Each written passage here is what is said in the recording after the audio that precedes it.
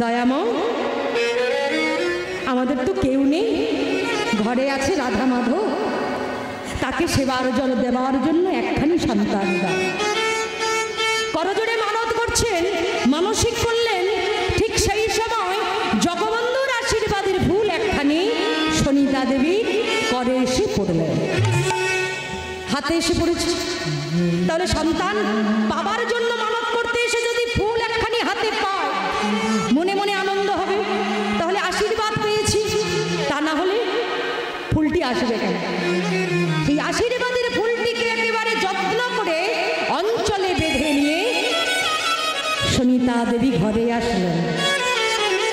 কিছুদিন যাবার পর সনিতা দেবীর গর্ভে সন্তান এলো। 10 মাস 10 দিন কেটে গেল। দেখছেন ঠিক কোজাগরী লক্ষ্মী পূজার দিনে ঘর আলো করে স্বর্ণ প্রতিমার ন্যায় এক কন্যা সন্তান জন্মগ্রহণ করে। চারিদিকে সবাই উলুর ধ্বনি, শঙ্কের ধ্বনি করিতে লাগিল। এখন সবাই একটু উলুর ধ্বনি হয়। ওরে সখী, চল চল, আজ ব্রাহ্মণের গৃহে এক সন্তান হয়েছে, দেখবি চল। ও সখী, চল চল চল চল না সখী, ব্রাহ্মণের গৃহেতে যা। চল চল চল চল না সখী, চল চল চল চল না সখী, ব্রাহ্মণের ঘরেতে যাই। চল চল চল চল চল চল না সখী, ব্রাহ্মণের যাই। চল চল চল চল না সখী, ওই না ব্রাহ্মণের গৃহেতে যাই। এই মা, এই মা, তুই খবর পাস নি? ওরে সুখদেব ঠাকুর কাশীর গ্রামে রে। হ্যাঁ, ওই ঠাকুর মশাইয়ের ঘরে। চল সখী, যাবি? চল দেখে আসি।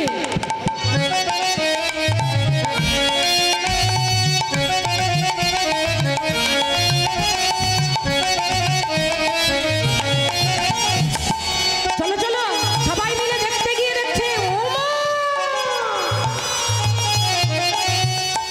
এ তো কন্যা সামান্য নয়, দেব মনে হয় কোনো দেবে দেবী নেমে এসেছে। বলে যে ও ব্রাহ্মণ, বলো, তোমার কন্যাকে দেখে মনে হয় কোনো দেবী নেমে এসেছে। মানবী নয়, দেখে মনে হয় কোনো দেবী এসেছে। যত্ন করে লালন পালন করো, হ্যাঁ, সুন্দর করে মানুষ করো বলে সবাই মিলে চলে যাচ্ছে। কিন্তু গণা পড়া করার জন্য আগেকার দিনে খড়ি পেতে অঙ্ক কষা হতো, নাম লক্ষণে রাখার জন্য। এখন তো মনে ইচ্ছে হয় নাম রেখে দিয়ে, তাই না? অনেক কিছু নাম বলে। যাই হোক, এবার আগেকার দিনে খড়ি পেতে অঙ্ক কষা হতো, গণনা করে যে নাম উঠবে সেই নাম।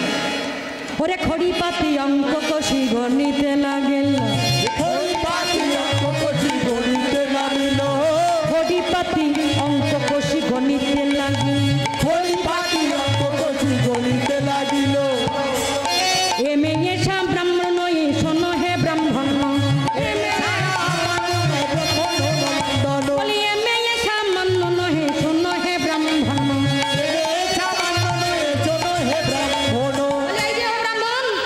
তোমার মেয়েকে সামান্য বলে মনে হয় না, হ্যাঁ, একে যত্ন করে লালন পালন করবো। যারা আসে দেখতে সবাই একই কথা বলে বলে যায়। এবার নাম রাখলেন কি গণা পড়া করে।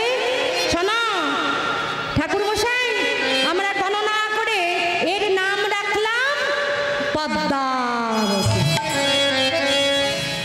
এই পদ্মাবতী দেখবে একদিন ঈশ্বরকে পাবে। আমরা বলে গেলাম, চলে গেলাম, কিছুদিন যাচ্ছে, 1 বছর 2 বছর 3 বছর। এই যে আগেকার দিনে গোমাইরা তাড়াতাড়ি বিয়ে দেওয়া হতো সন্তানদের। কি হতো তো, আমার ঠাকুমারা গল্প করে, তখন নাকি 6 বছর বয়সে বিয়ে হয়ে যেত। তাই কি না? জানার নেই তো, আমরা তো দেখিনি, গল্প শুনেছি এখানে। হ্যাঁ তো শোনো, দেখতে দেখতে 12 বছর কেটে গেল।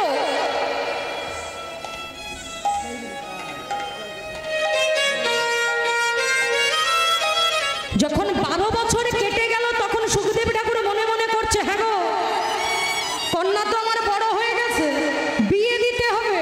তা বিয়ে যদি দিতে হয় একটা উপযুক্ত পাত্রের খোঁজ আনতে হবে, যাকে তাকে তোর কন্যাকে বিবাহ দিতে পারি। এবার সুখদেব ঠাকুর চলেছে ব্রাহ্মণ পাত্রের খোঁজে। ওরে পাত্র খুঁজিবারে চলে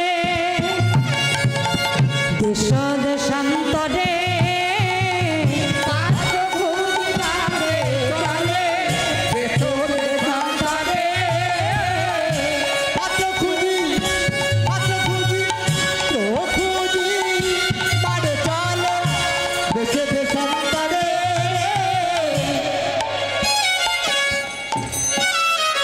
কোথাও না পাইল ভাবিছে অন্তরে,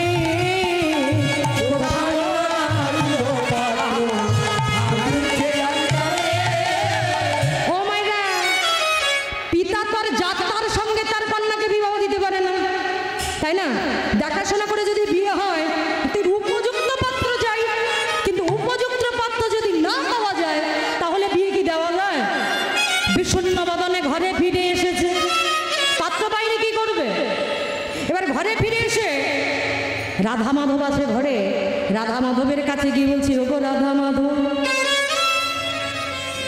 আমার এই পদ্মাবতীকে আমি বিবাহ দেব, তার জন্য পাত্র খুঁজলাম, কোথাও পেলাম না, তুমি একটা উপায় বলে দাও। বলে নিশিতে গিয়ে ঘুমাচ্ছে, রাতে ঘুমাচ্ছে, রাতে এবার স্বপ্ন আদেশে জানালেন জগবন্ধু, সাবধান ব্রহ্ম, কার কন্যাকে তুমি পাত্রস্থ করতে চলেছ তোমার কি মনে নেই? তুমি আমার মন্দিরে গিয়ে প্রতিজ্ঞা করে বলেছিলে, যদি পুত্র হয় তোমার দাস করে দেব, যদি কন্যা হয় তোমার দাসী করে দেব। ভুলে গেছ সেই প্রতিজ্ঞার কথা? শোনো হে ব্রহ্ম, ওই পদ্মাবতী হলো আমার কন্যা, যদি ওকে বিবাহ দিতে হয় আমি বিবাহ দেব। তোমার পূর্বে কেন্দ্র বিল্ল গ্রাম নিবাসী জয়দেব নামে এক পরম বসরা, সে তোমার ওই রাস্তা দিয়ে যাবে, বরাসনে যেমন কন্যা যায় তেমনি ভাবে তুমি কন্যাকে সুন্দর করে সাজিয়ে ওই জয়দেবের করে সম্প্রদান। যদি তা না করো বিপরীত ফল ভোগ করবে। স্বপ্ন দেখি জগবন্ধু চলে গেলেন, জেগে উঠেছেন সুখদেব ঠাকুর। আমি কি দেখলাম? না, আমি সত্যই তো, আমি প্রতিজ্ঞা করেছিলাম আমার কন্যাকে আমি জগবন্ধুর চরণের দাসী করে দেব। আমি ভুল করেছি হে জগবন্ধু, আমি বুড়াবতী, আমি অজ্ঞানে বশবর্তী হয়ে তোমার মানসিকের কথা ভুলে গেছি।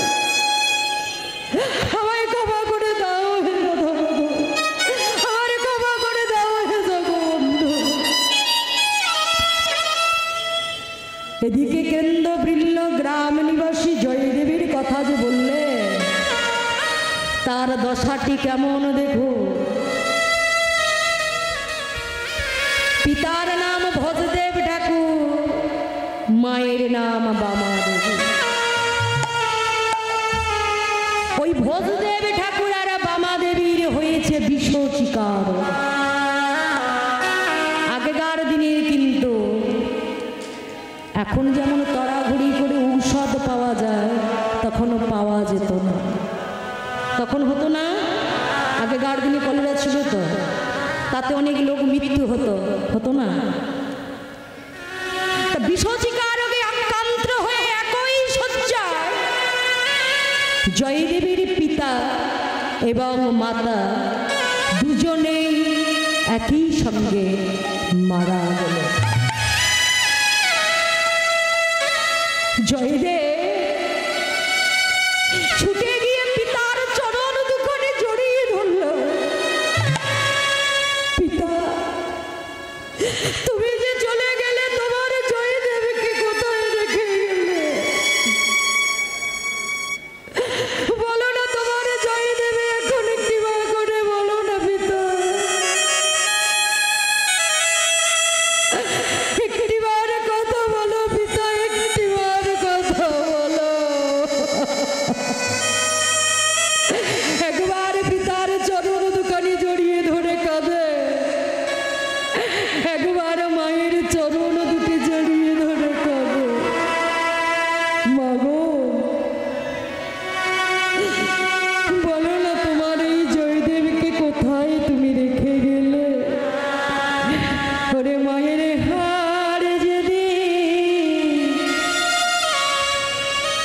মাটিতে মিশবে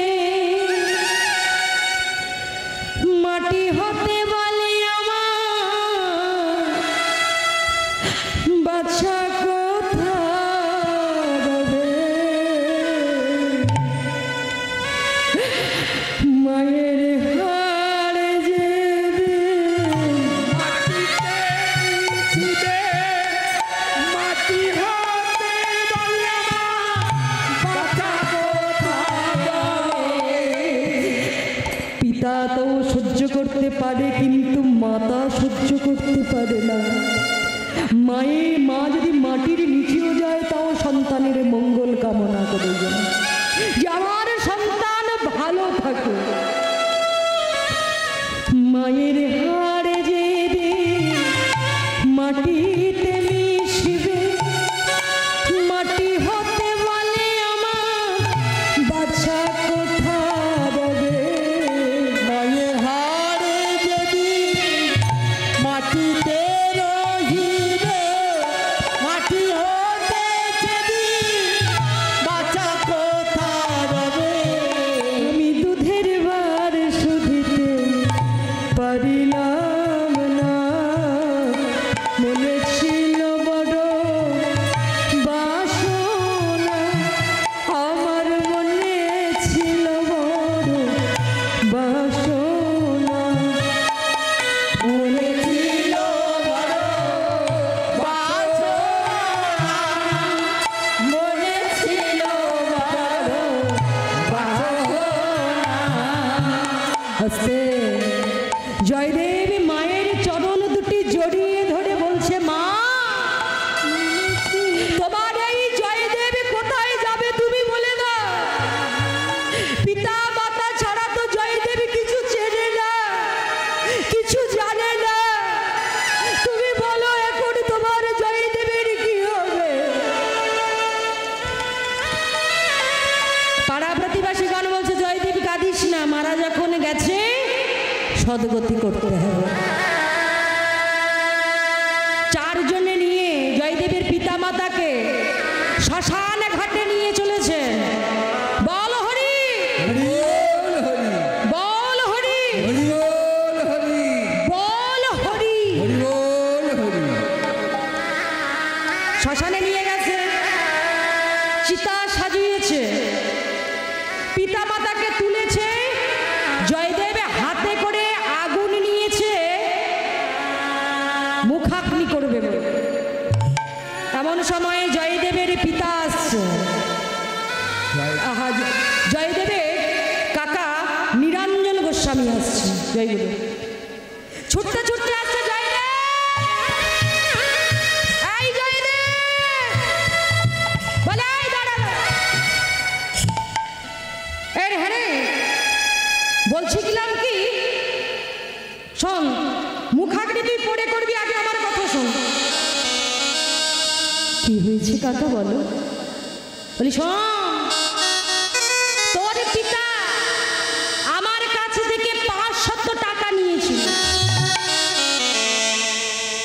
আরে বাস্তবাড়ি সব বন্ধক রেখেছিল।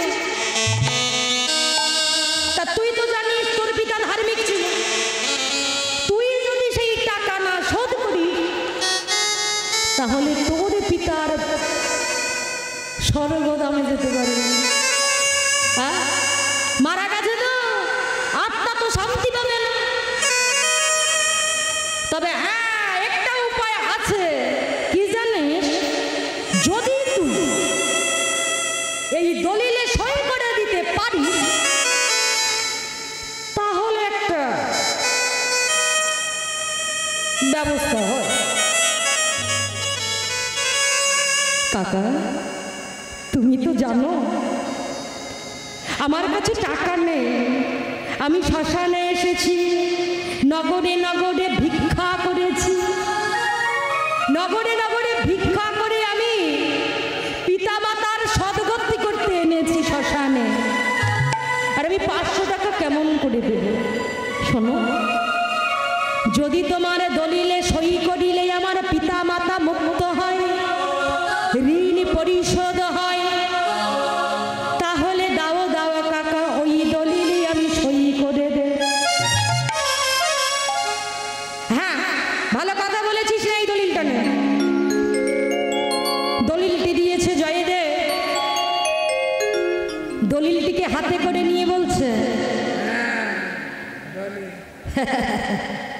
ও গো দয়াময়, তুমি তো সবই জানো, আমার বলিতে ইহ জগতে কিছুই নাই। টাকা পয়সা ধন অর্থ সম্পত্তির আমার তো কোনো লোভ নাই। যদি এই দলিলে সই করলে আমার পিতামাতা পরলোক গমন করতে পারে ভালোভাবে, সেটাই আমি করব। সুন্দর করে সেই দলিলে সই করে দিন। যেই সই করেছে নিরঞ্জন গোস্বামী জয়দেবের কাকা বলছে, বাবা বাবা বাবা, পিতৃভক্তি সন্তান তুমি। যেই সই করে দিল তখন বলছে পিতৃভক্তি সন্তান তুমি, ভগবান তোমার মঙ্গল করবে। তবে এখন আমি আসি যাই রে, শ্মশান থেকে সবে মাত্র একটি পা বাড়িয়েছে। নিরঞ্জন গোস্বামীর কন্যা, জ্যেষ্ঠ কন্যা, বড় কন্যা ছুটতে ছুটতে আসছে, পিতা পিতা গো! বলি ও পিতা, কি হয়েছে? তুই এমন করে ছুটতে ছুটতে আসছিস কেন? কি হয়েছে বল? পিতা পিতা গো, আমাদের সব সর্বনাশ হয়ে গেছে। কেন? কি হয়েছে? আজ সুখদেব গোস্বামী নামে একজন ব্যক্তি ছিলেন, তার স্ত্রীর নাম সনিতা দেবী। এই সুখদেব ঠাকুর কিন্তু একজন ব্রাহ্মণ ছিলেন, আর সনিতা দেবী ছিলেন তার স্ত্রী ব্রাহ্মণ। তাই এনাদের কোনো সন্তান সন্ততি কিছু ছিল না। এই যে মায়েরা যাদের সন্তান থাকে না, তারা কি করে? অনেক জায়গায় ঘুরে ঘুরে কোথাও যখন পাওয়া যায় না ঠিক আশ্বাস, শেষে কি হয়? গোবিন্দের চরণে। কে শেষ অস্ত্র কিন্তু ওখানে। তখন যখন দেখবেন ডাক্তার ছেড়ে দেয়, বলে এই রুগী আর বাঁচবে না, আমরা ওকে গ্যারান্টি দিতে আর পারবো না, তুলে নিয়ে চলে যান, তখন শেষ সম্বল কি হয়? ঘরে রাধা। তাই কি না? ঠিক তেমন যখন কেউ না থাকে তখন একমাত্র ভগবানই ভরসা। সেটা আমাদের সবাইয়ের কিন্তু। তবে এমন ভক্ত হওয়ার থেকে দিন থাকতে থাকতে একটু ভক্ত যদি আমরা বেশি হই, ভগবানের যদি চর্চা আমরা বেশি করি, তাহলে মনে হয় ভালো হবে।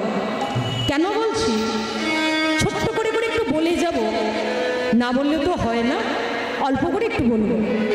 ভক্ত কেমন হওয়া উচিত, মা কেমন হওয়া উচিত, কেমন মা হলে তবে এমন সুন্দর সন্তান হয়। আজ আমরা এই কলিযুগে রহ রহ উঠে গেছে, সন্তান বাবা মাকে ভাত দেয় না, দেখে না। কে? কথায় কথায় প্রত্যেক বাড়িতে আছে, শুনে দেখুন। কেমন পিতা মাতা হলে তবে সন্তান ভালো হয়, একটু উদাহরণ দেব আপনাদের, মন দিয়ে শুনতে হবে। যখন রাম রাবণের যুদ্ধ হয়েছিল, বাবা, রাম রাবণের যখন যুদ্ধ হয়, রাবণ কিন্তু বারে বারে পরাজিত, তাই না? রামের কাছে হেরে যাচ্ছে যুদ্ধে, পারছে না, ফিরে আসছে। তখন ছোট ছিল তরণী, ওই তরণী তখন গিয়ে বলে উঠল কি, জেঠু জেঠু গো! রাবণকে গিয়ে বলছে তরণী, জেঠু তুমি বারে বারে ওই রামের কাছে হেরে যাচ্ছ, এটা কিন্তু আমার ভালো লাগছে না। জেঠু গো, তুমি যদি একেবারে অনুমতি দাও, অনুমতি দাও, তাহলে আমি ওই রামের সাথে একেবারে যুদ্ধ করতে চাই। যদি একবার তুমি আমার অনুমতি দাও, তাহলে আমি ওই রামের সাথে একবার যুদ্ধ করব। এটাই যে আমার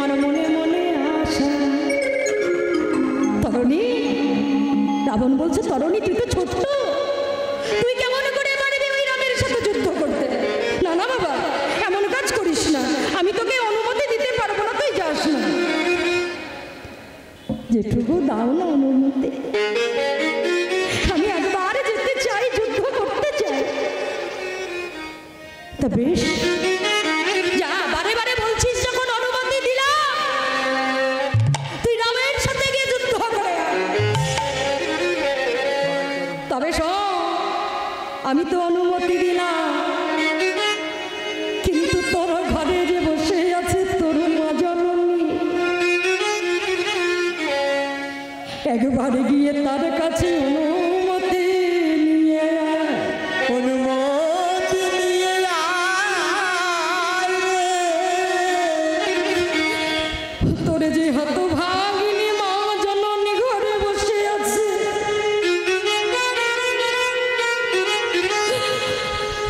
তোর বিরহে সে যে পাগল হয়ে যাবে,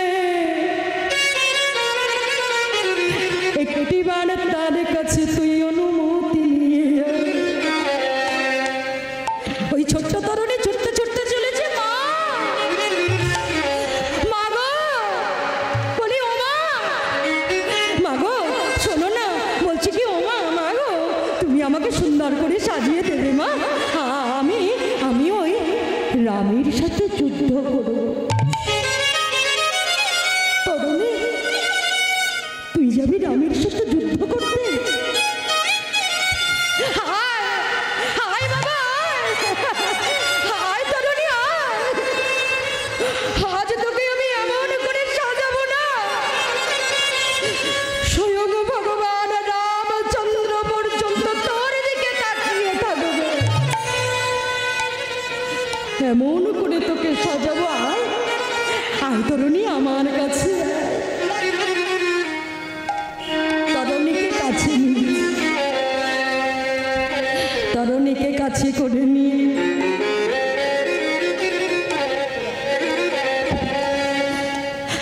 সরলা মায়া মায়া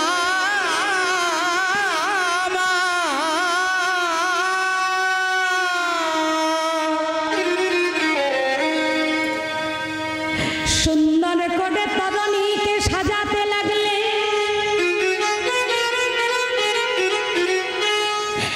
হারে বলছে শোনো শোন,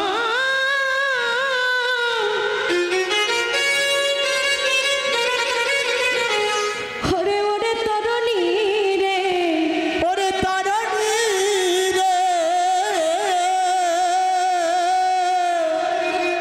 তোরে আমি আশীর্বাদ করি তরুণী, যেন তুই রাক্ষস কুলে আর না ফিরে আসে। তরুণীকে বলছে, আর সুন্দর করে তরুণীর সারা দেহে রাম নাম লিখছে, সারা দেহে সারা অঙ্গে সুন্দর করে রাম নাম লিখে দিয়েছে, দিয়ে বলছে, তরুণী রে যা, আমি তোকে যেভাবে সাজিয়ে দিলাম, তুই এবার যুদ্ধের জন্য কিন্তু প্রস্তুত হয়েছিস তরুণী। যা তরুণী, এবার তুই ওই রামের সাথে যুদ্ধ করে আয়।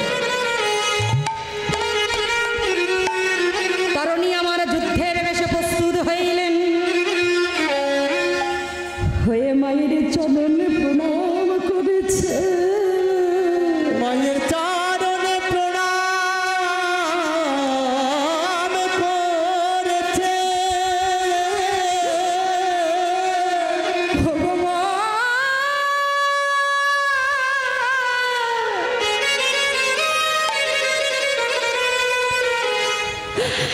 ভগবান জননী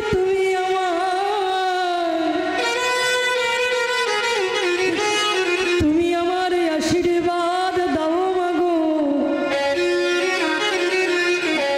আমি যেন ওই রামের সাথে যুদ্ধ করিতে পারি। এই বলে তরুণী আমার মায়ের পায়ে হাত দিয়ে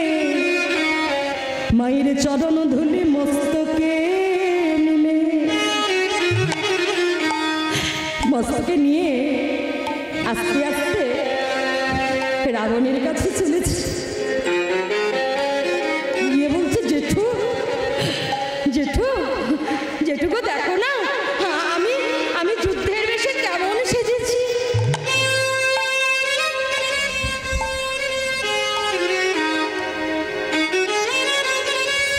কে সাজালো তোকে?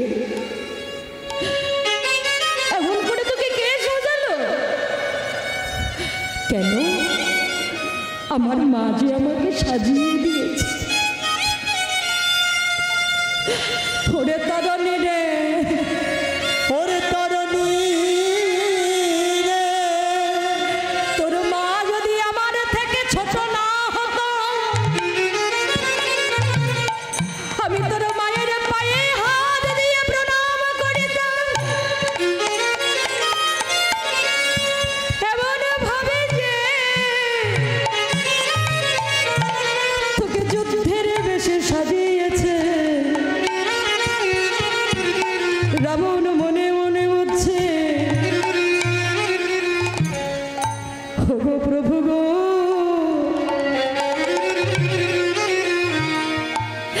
দেখো দেখো এ না বেশ তোমার ছোট একজন বালক, ছোট ভক্ত আজ তোমার কাছে তোমার দর্শন পেতে চলেছে। একে তুমি দেখো।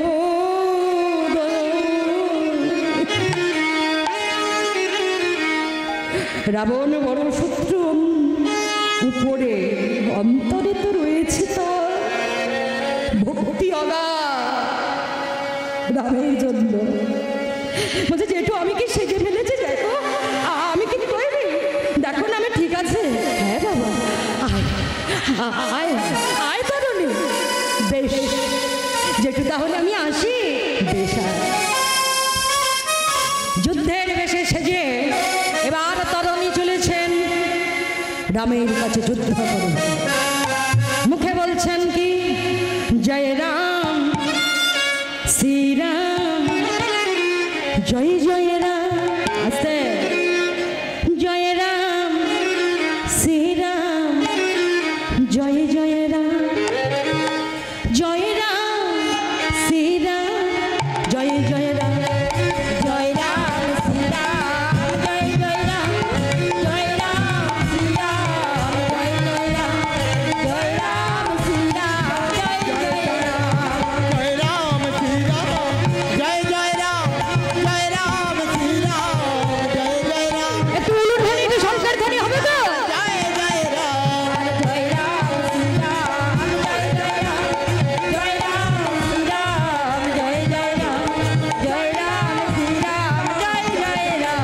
জয় রাম শ্রীরাম, জয় জয় রাম, জয় রাম শ্রীরাম, জয় জয় রাম, জয় রাম শ্রীরাম, জয় জয় রাম।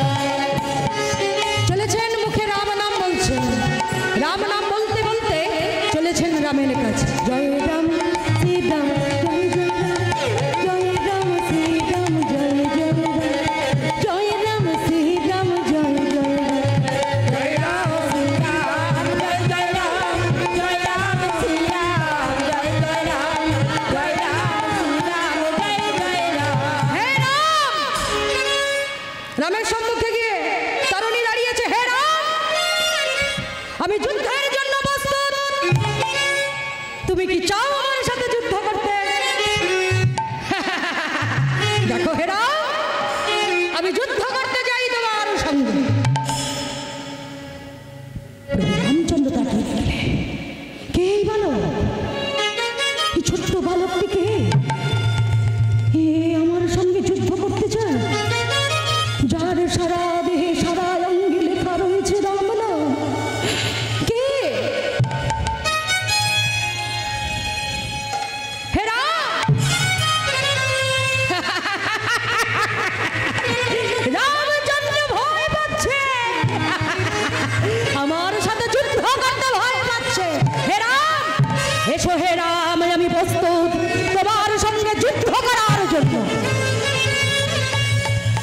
রামচন্দ্র মনে মনে করলে, এই বালকটির সারা দেহে সারা অঙ্গে রাম নাম লেখা। এই যে আমার ভক্ত,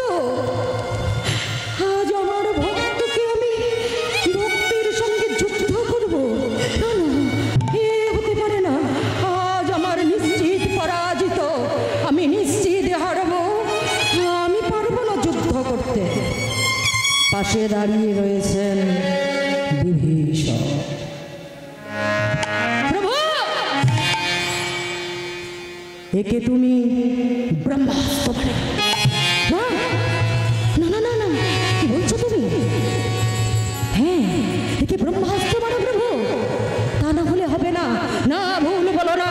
ও যে তাকিয়ে দেখো, ওই ছোট্ট একটা বালক, ওর আমি ব্রহ্মাস্ত্র মারবো? আমি পারবো না।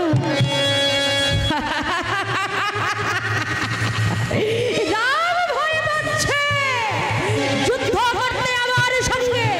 এসো হে রাম, আমি দেখতে চাই তুমি কত বড় শক্তিধর।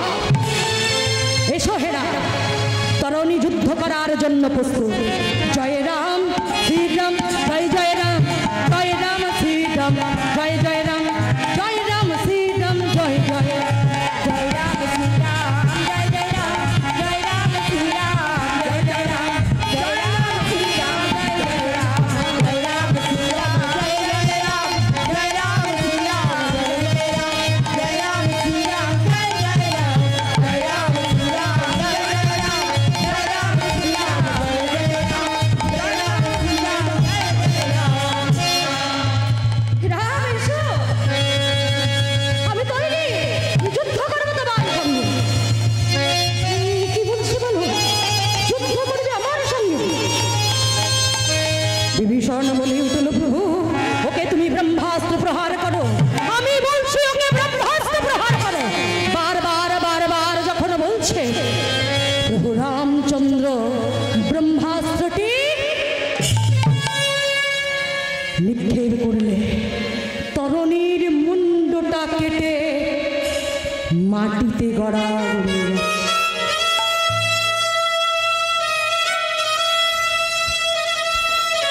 ছুটে আসলে বিভীষণ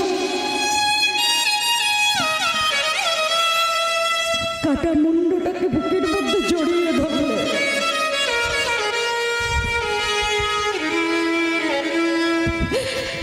তরণী রে,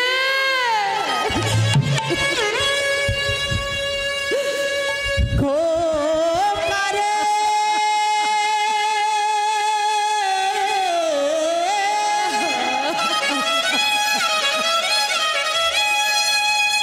ওরে আমার নয়নের মণি, তরণী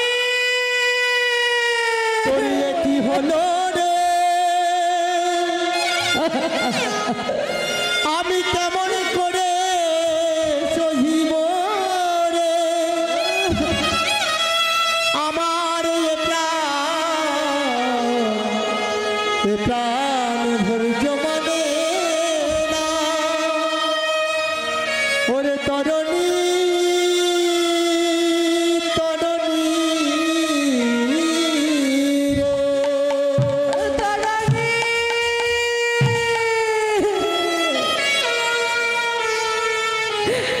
কোন পিতা কি পারে সন্তানের মৃত্যু দাঁড়িয়ে দাঁড়িয়ে দেখতে? বুকে জড়ায় ধরে তরণীকে কাঁদতে লাগলে। পিছন দিয়ে প্রভু রামচন্দ্র এসে বলে উঠল, বিভীষণ, ও কি তোমার কেউ হয়? প্রভু, এই যে আমার একমাত্র সন্তান তরণী।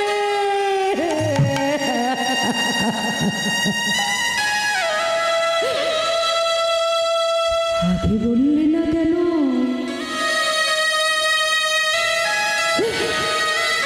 আগে কেন বললে না? প্রভু, আগে যদি বলতাম,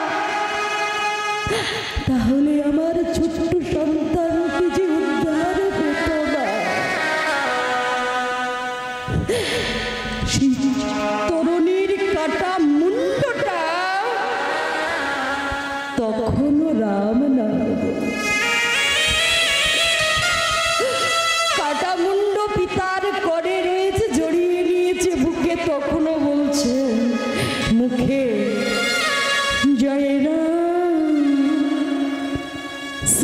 রাম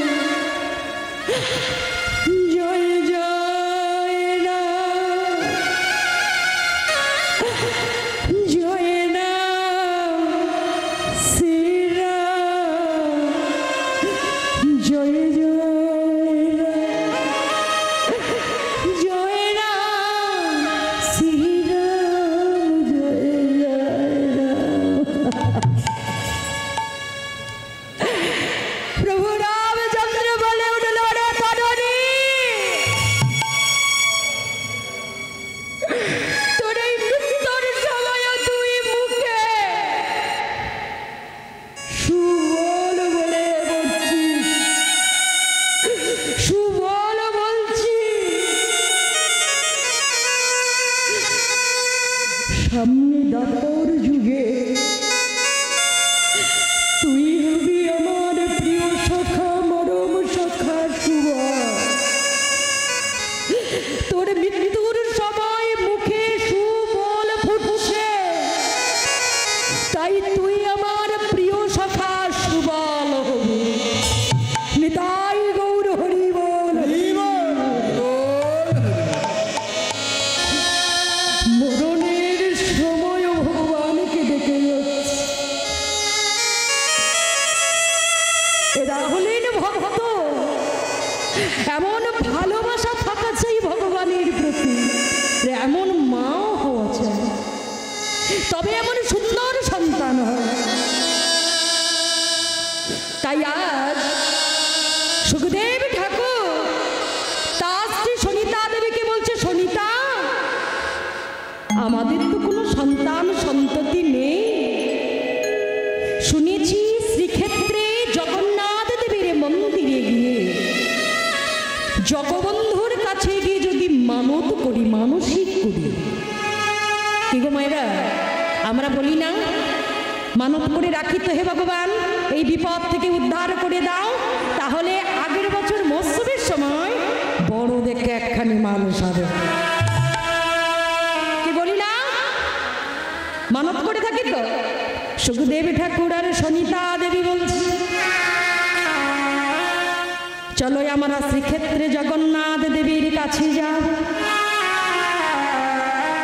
গিয়ে ওই জয়াময়ী জগবন্ধুর চরণ দুখানি জড়িয়ে ধরে বলবো, কি বলবো জানো সনিতা, বলবো ওহে জৈব বন্ধু গো, বলি কি বা পুত্র কি বা কন্যা,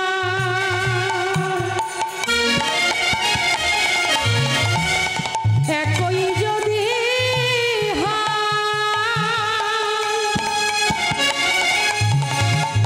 দাস দাসী করে তোমার দেবগণ নিশ্চয়, কিবা পুত্র কিবা কন্যা,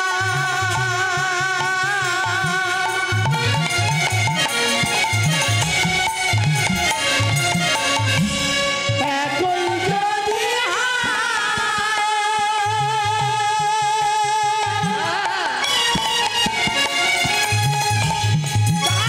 দাসী করে দেব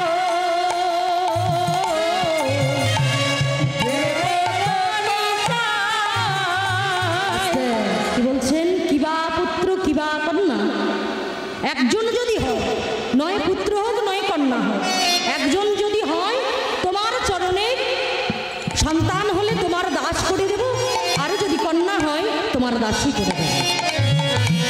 কে বা পুত্র কে বা কন্যা,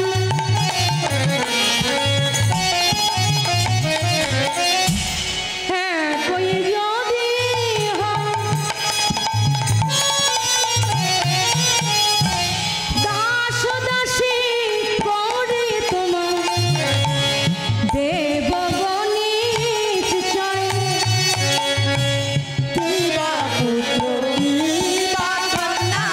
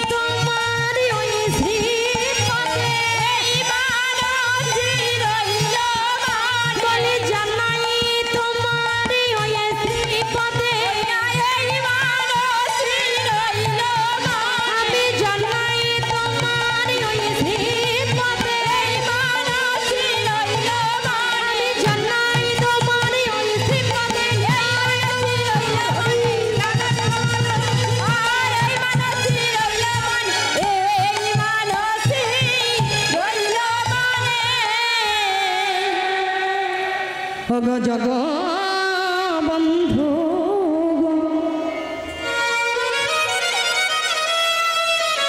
তোমার চরণে আমার করো জোরে মিনতি করি।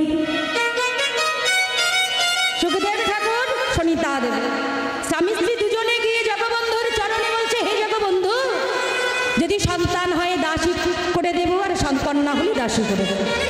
মানত ঠিক করছেন আর বললেন, কি হয়েছে বল? পিতা গো